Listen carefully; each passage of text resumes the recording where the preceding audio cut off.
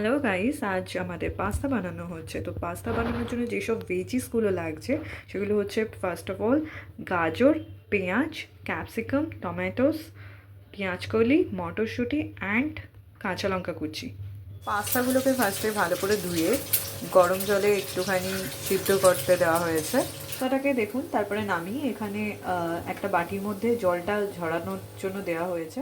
দেন আমরা দুটো ডিম ভেঙে নিয়েছি, এটাকে ভাজতে দেওয়া হয়েছে। ভাজা হয়ে গেলে এটাকে আলাদা করে তুলে রাখতে হবে।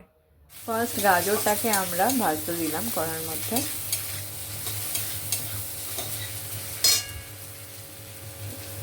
এরপরে আমরা দিয়ে দিচ্ছি ক্যাপসিকাম,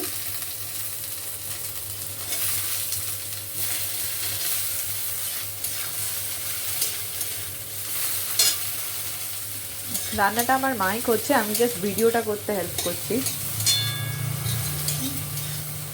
পরে আমরা দিয়ে দিচ্ছি পেঁয়াজ,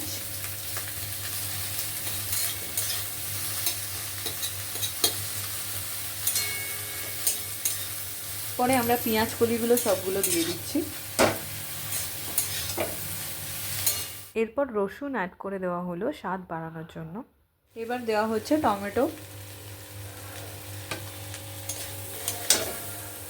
আর তারপরে দেওয়া হচ্ছে মটরশুঁটি আর কাঁচা লঙ্কা। এগুলো দিয়ে ভালো করে এবার মিক্সড করে নিতে হবে। তারপরে স্বাদ মতো লবণ দিয়ে দেওয়া হবে।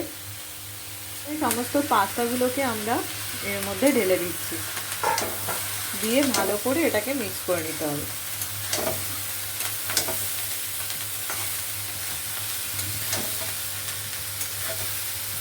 এটাকে মিক্স করতে থাকতে হবে কন্টিনিউয়াসলি।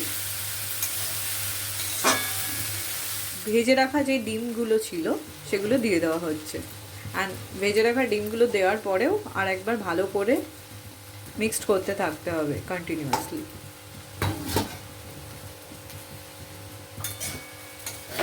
ঠিক এইভাবে মিক্স করতে থাকতে হবে।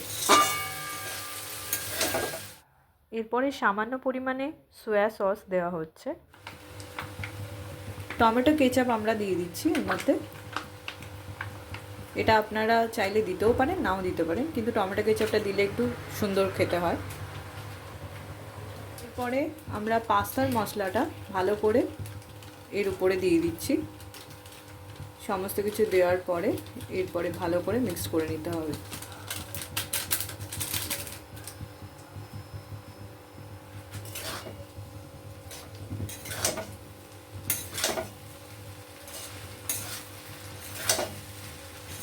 ফাইনালি আমাদের পাস্তা রেডি।